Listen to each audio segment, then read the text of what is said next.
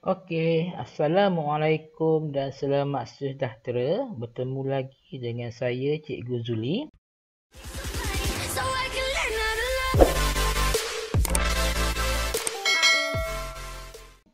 Okey, untuk hari ini kita akan belajar bagaimana untuk menghantar summary email kepada ibu bapa ataupun penjaga.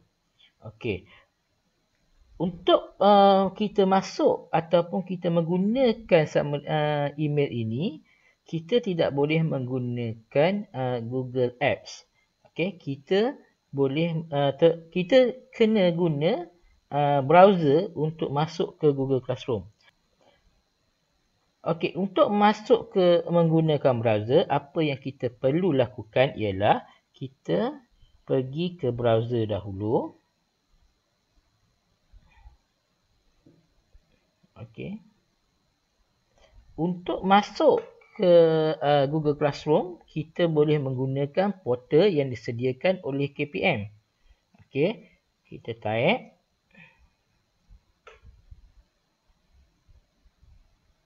Okey, portal moi.edu.my. Okey, pergi ke log masuk. Pilih email yang berkaitan dengan sekolah yang biasanya bermula kalau untuk guru bermula dengan huruf G. Okey, pergi ke tab guru. Okey, pilih activity, this one. And then kita pergi ke Google Classroom. Okey, kita klik untuk mula.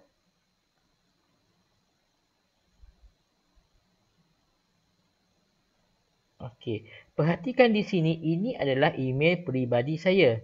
Okey, ini bukannya email sekolah. Saya tukar dulu ke email sekolah.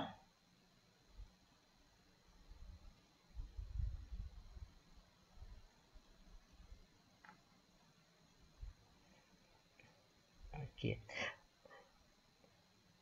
So, apa yang kita perlu lakukan sekarang ialah kita perlu pilih kelas yang kita hendak tengok ataupun nak kita hendak gunakan, iaitu sekarang ni saya nak gunakan Google Tutorial Class. Okey. Kita pergi ke bahagian people. Okey.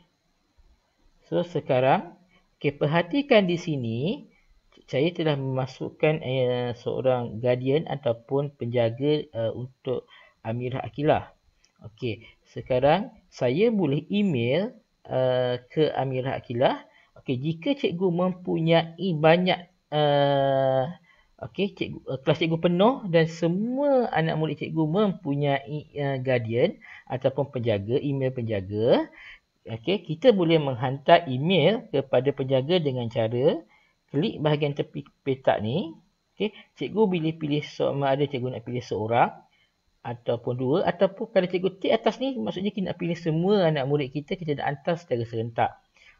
Kita boleh tekan email all guardian untuk semua orang, semua ibu bapa atau penjaga, ataupun kita boleh pilih, contoh saya nak pilih Amirah Aqilah sahaja.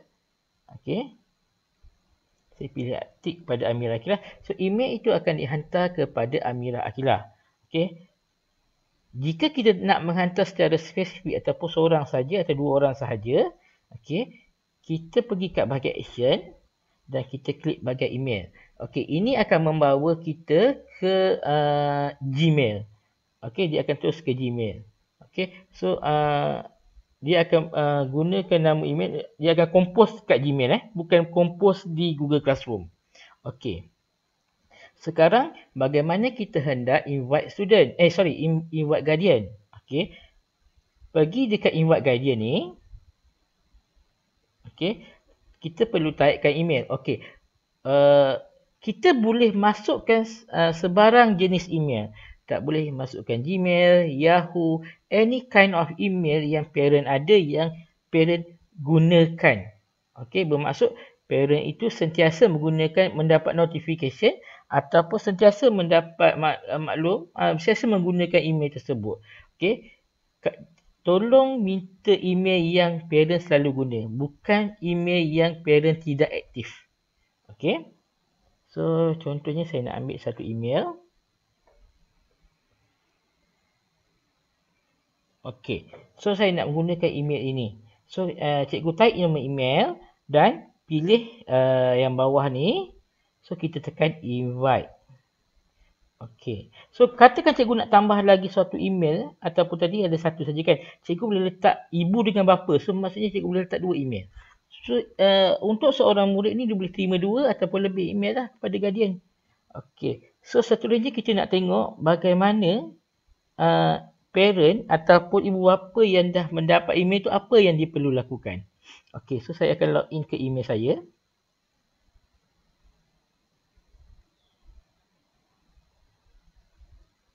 Okey, parent akan mendapat satu email seperti berikut. Okey, MOE invite you as a guardian in a Google Classroom. Okey, nama anak. Okey, apa yang perlu ibu bapa lakukan ialah kita kena accept. Okey, maksudnya kita kena menerima untuk untuk Google Classroom ni lah. Okey, kita kena accept.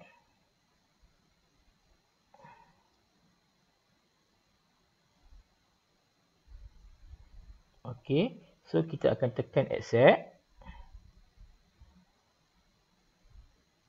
Okey, kita kena switch account dulu sebab saya gunakan Handlers ni. Saya kena switch account dulu. Saya tak boleh gunakan account tu. Sebab automatic, sebab saya punya ni dah automatic Lepas tu saya tekan accept. Kena pesan kat ibu bapa, pastikan email tu digunakan ialah email yang parent dapat email tadi, yang mula-mula dia dapat email tu. Jangan kalau, sebab kadang-kadang setiap kita punya Google, dia dah set yang orang yang pertama tu dia akan dapat email tu. Kita dah set account yang pertama tu siapa. So kalau kita gunakan secondary account, dia akan kita kena switch account dulu. Maksudnya kita gunakan account yang kita secondary account kita. Okey, so kita pergi ke accept.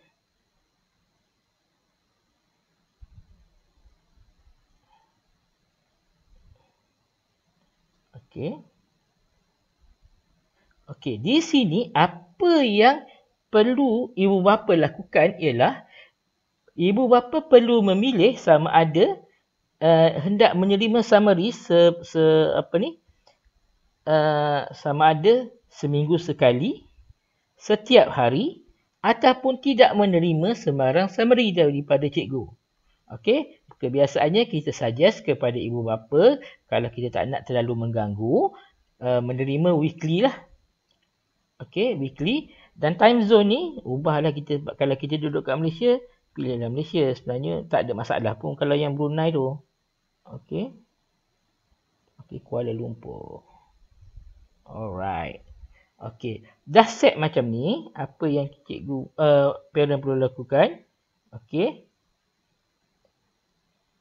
Dia auto save So yang ni sudah auto save. So parent boleh keluar. Okey.